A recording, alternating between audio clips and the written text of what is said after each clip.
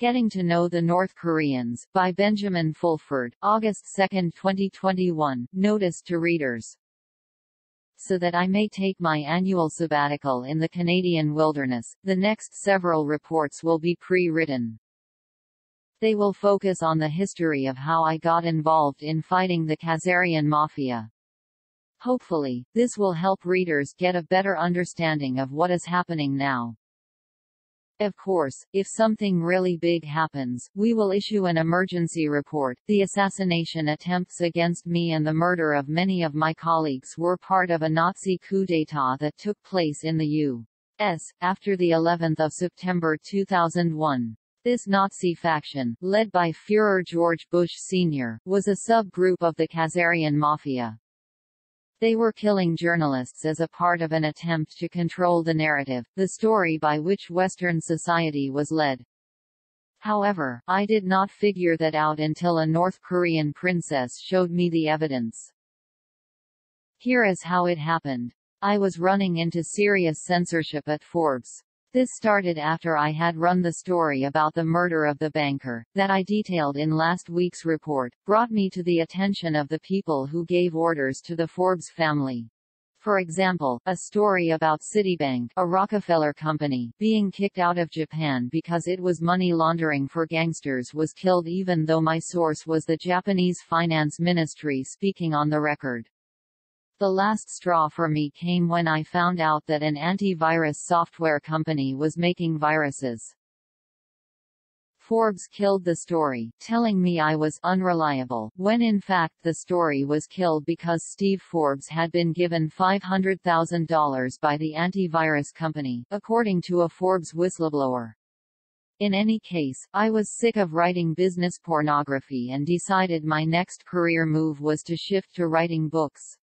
The hope was to have them made into Hollywood movies. So, I sent 2 chapters and an outline of a planned book to my agent in the U.S. The book would have described a systematic pattern of the murder of politicians, journalists, industrialists, etc. by politicians and gangsters who were part of the corrupt secret government that really ran Japan. The day after I sent the book proposal, I got a call from Kaoru Nakamaru, who said she was a princess and a first cousin of Emperor Hirohito. She told me it would be a bad idea to publish the book.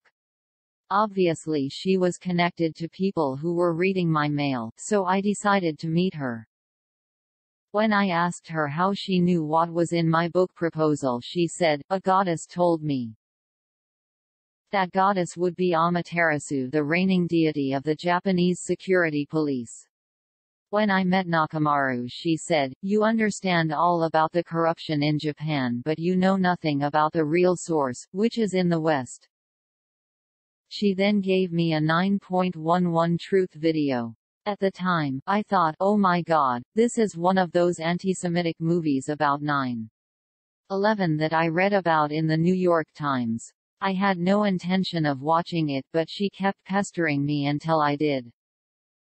That was the real red pill for me. It did not take a lot of fact-checking to realize 9/11 was an inside job.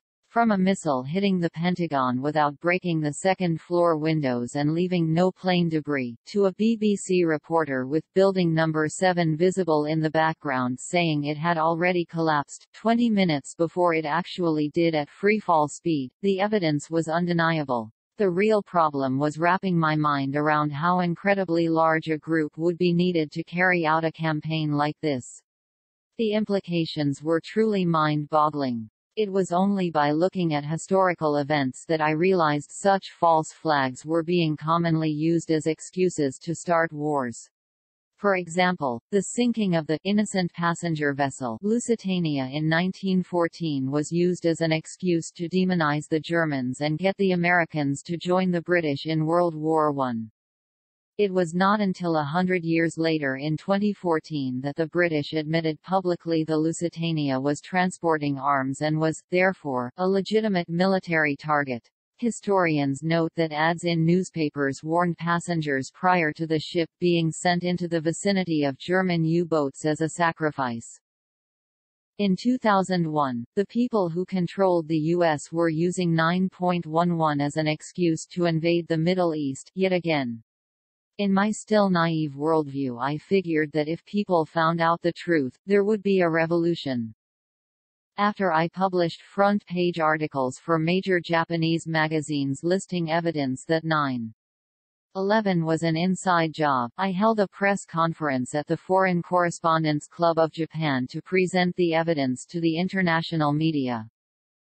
It was only when none of them, with a few minor exceptions like rural Australian newspapers, reported the evidence did I realize that freedom of the press had been extinguished from the Western media.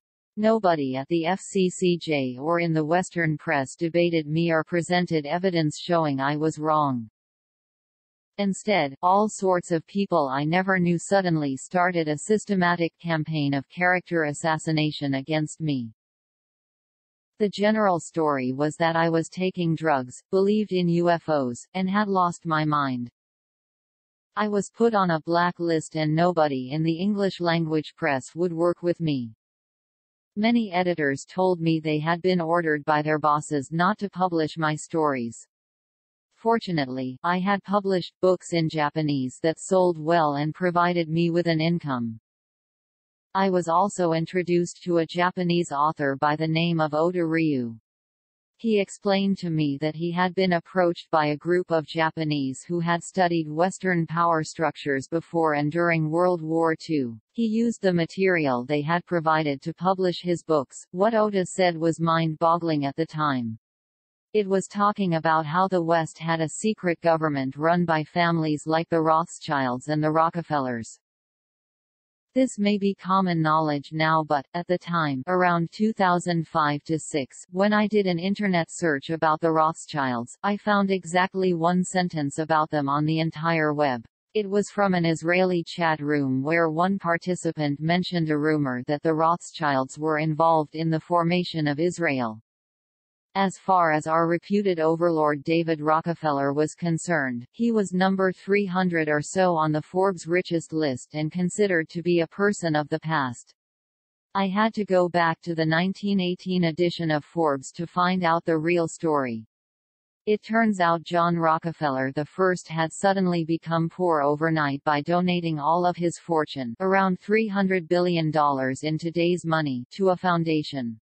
Once the money was in a foundation, the owners did not pay inheritance tax and did not have to disclose much information. A paper trail led to over 200 foundations controlled by the Rockefellers that in turn controlled most of the Fortune 500 companies. What I started to realize was that all the murders of Japanese politicians etc. were part of a Rockefeller & Co. hostile takeover of Japan Inc. One key man they used to carry out this operation was Heizo Takenaka, who was the finance and economy minister from 2002 to 2005. While he was in this job, he dismantled the system of cross-shareholding where banks and companies owned each other's shares. Takenaka forced all the banks to sell off their shares in Japan's listed companies to foreign funds such as Vanguard, BlackRock, and State Street and Banking. When I confronted him about handing over all of Japan's listed companies to the Rockefellers etc., he squirmed visibly in his chair and was evasive. However, the day after the interview, I got a phone call from an official at the Japan Development Bank who told me there was someone Heizo Takenaka wanted me to meet. So, I went to a downtown Tokyo hotel room where I met a person by the name of Shiramin who called himself a ninja. I recorded with his permission a conversation in which he offered me the job of Finance Minister of Japan as long as I went along with a plan to kill 90% of humanity. He said it was necessary in order to save the environment. Since war did not kill enough people, the plan was to use disease and starvation to kill everyone off, he said. Shiramin added that if I refused the offer I would be killed. To his credit, when Shiramin met me and gave me this proposal, he also handed me a tape and told me to listen to it somewhere private. In this tape, he said the problem was the Elders of Zion. I was also told by another Takenaka envoy that he handed over control of all the country's corporations because Japan had been threatened with an earthquake machine. The next day another person called me and said he wanted to meet me. Again, the meeting took place inside a downtown hotel room. This time it was someone from an Asian secret society known as the Red and the Green. He said they had 8 million members, including 200,000 assassins who could help. This group also knew about the plan to kill 90% of humanity because they had secretly recorded a meeting at the Bohemian Grove where they discussed all of this. Members of this group had long worked with Western secret societies, for example by supplying them with heroin from the Golden Triangle. However, it was the attempt to kill them off with SARS, a bio-weapon designed to kill Asians, that finally put them on a war footing. You can imagine my shock and disorientation in running into all of this over the space of just a week. As someone who had lived his whole life in the official open world as seen in the public record, this was mind-boggling, to say the least. In any case, since I could not agree with a plan to kill 90% of humanity, I decided to go along with the Asian Secret Society. At first, being a peace-loving journalist, I thought of ideas like maybe the Asian Secret Society could show 9/11 truth movies in Chinatown movie theaters. However, eventually, I had what I call my Kill Bill moment. In the movie Kill Bill, there is a scene where a female assassin, played by Uma Thurman, is in a desperate fight for her life with a one-eyed opponent. When Thurman plucks out her opponent's eye, suddenly the fight is over. What I realized was that most Westerners, like me, had no idea what their secret leaders were up to and would be appalled if they found out. The flaw of the secret Western government was that it was highly centralized. So, I advised the Asian Secret Society to pluck out the eye. I gave them a list of all the people who were members of the Bilderberg, the Council on Foreign Relations, and the Trilateral Commission. I said if you target them, you can stop the planned genocide. Later, when the earthquake machine threat was made directly to me, I responded that you can't stop assassinations with an earthquake machine. The other thing I suggested to the Asian Secret Society was that buying U.S. government bonds was worse than buying opium. At least opium gives you pleasure, but now you are paying them to kill you, is what I told a top advisor to the Chinese Politburo. In any case, the Asian Secret Society became mobilized. They threatened to kill the Western elite and also stopped buying U.S. government bonds. Thus the attempt to kill off 90% of humanity was stalled.